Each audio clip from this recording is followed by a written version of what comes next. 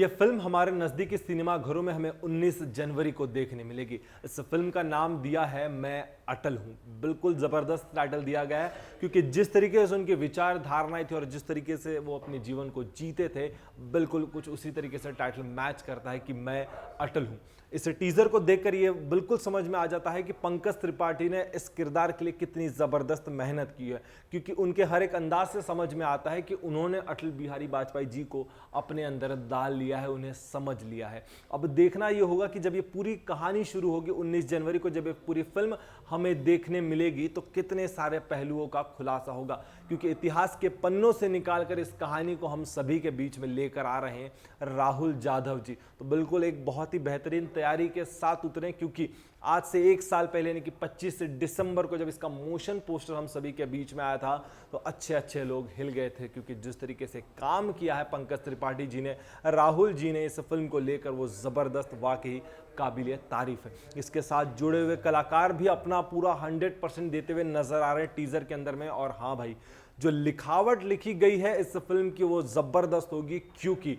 अटल बिहारी वाजपेयी जी अपने जीवन में एक कवि भी रह चुके हैं। वो अपनी कविताएं भी लिखते थे और वो उनकी कविताएं भी पूरी तरीके से मशहूर थी, यानी कि कहीं ना कहीं स्क्रिप्टिंग पर भी बहुत ही ज़बरदस्त ध्यान देना पड़ेगा, क्योंकि आज से कुछ टाइम पहले एक फिल्म आई थी जिसमें जो डायलॉग्स दिखाए गए थे उस फिल्म के ऊपर में बहुत सारे वाद विवाद हुए थे, क्योंकि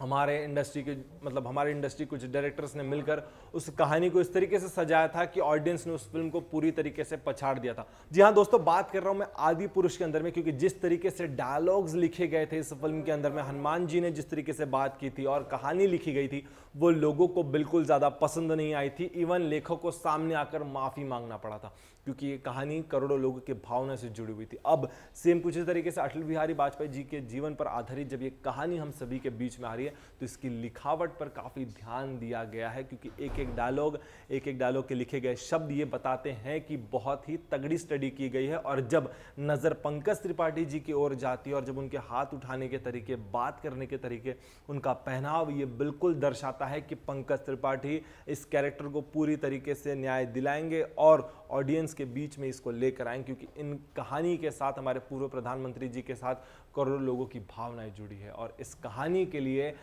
अटल बिहारी वाजपेयी जी के लिए अगर इस कहानी की बात करूं तो पंकज त्रिपाठी से बेहतरीन कलाकार फिलहाल इस इंडस्ट्री में कोई नहीं, अगर इस कहानी को जस्टिस दिलाना है। अब देखना ये होगा कि कहानी जिस तरीके से आगे बढ़ेगी, जिस तरीके से इस कहानी में किरदार जुड़ेंगे, वो कौन से किरदार होंगे, कौन से किरदार को यहाँ पर अटल बिहारी वाजपेयी जी के साथ जोड़ा जाए, कि इनको साथ रखा जाएगा। कास्टिंग पर भी बहुत ज़बरदस्त ध्यान दिया गया है। अब देखने की बात ये होगी कि लिखावट और स्टोरी लाइन्स किस तरीके से कहानी को आगे लेकर जाती है और